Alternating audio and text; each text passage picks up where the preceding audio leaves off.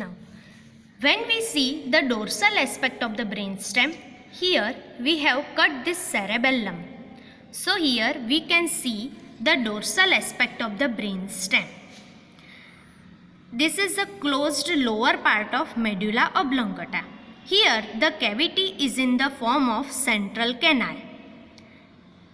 Then in the upper part, this is open part of the medulla oblongata. Here the cavity enlarges and it takes the form of fourth ventricle. So this fourth ventricle, it lies between the cerebellum dorsally and dorsal surface of pons and dorsal surface of upper open part of the medulla oblongata ventrally.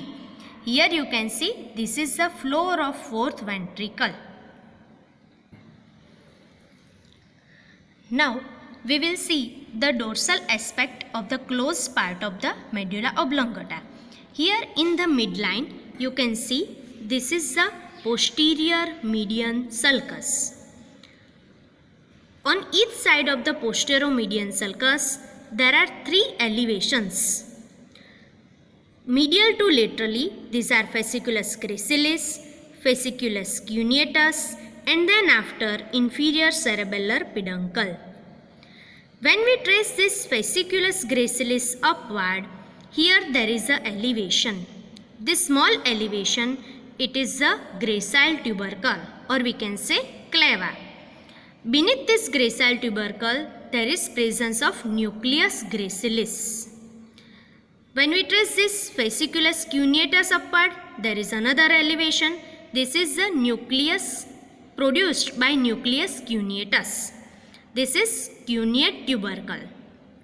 And lateral to it, this smaller elevation, it is the tuber cinereum. Beneath the tuber cinereum, there is presence of spinal nucleus of trigeminal nerve. Now, when we see the upper open part of the medulla oblongata, here in the midline there is median sulcus. This median sulcus divide each half into two triangular area.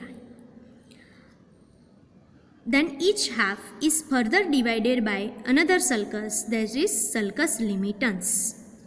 This lower part, it is formed by medulla oblongata, and this upper part here in this area, this floor of fourth ventricle is formed by dorsal aspect of the pons.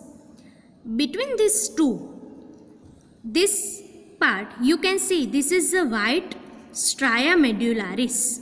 This white fiber are the stria medullaris. This fiber arises from the arcuate nucleus which is present on the ventral aspect of the pyramid. And then after this fiber goes dorsally, they run on this dorsal aspect of the medulla, and then along with the inferior cerebellar peduncle, they goes to the cerebellum. So the part beneath this stria medullaris, it is formed by medulla oblongata, and part above it, it is formed by dorsal surface of pons. And this all rhomboid shaped fossa is the floor of fourth ventricle. Now, when we see this part which is formed by medulla oblongata, in the midline we can see this is the median sulcus. Lateral to it, each half is divided by another sulcus, that is sulcus limitans. In this part of sulcus limitans, here you can see this is a small depression. This small depression, it is the inferior fovea. From the inferior fovea, this sulcus limitans goes somewhat medially, and this part is divided into two triangular area. This superomedial part, this triangular area, it is the hypoglossal trigon, beneath which lies hypoglossal nucleus. Inferolateral to it, this triangular area, it is the vagal triangle. Beneath this vagal trigon lies dorsal nucleus of vagus.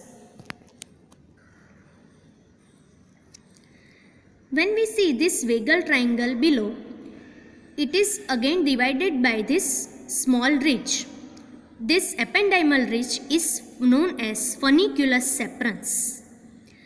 The part between the gracile tubercle below and funiculus separatus above, this part, it is known as area postrema. This area postrema, it is devoid of blood-brain barrier, and neuron here, they act as a chemoreceptor for vomiting center. So this part, it is area postrema. It lies between this funiculus separatus above and gracile tubercle below. Inferolateral margin of floor of fourth ventricle, it is lined by this white ridge. This white ridge, it is known as tinea. Both the sides of tinea meet in the midline here and they form the fold. This fold is obex. When we see the inferolateral part of this floor of the fourth ventricle, we can see that it looks like a nib of pen. Here you can imagine that it looks like a pen nib. That's why it is known as calamus scriptorius.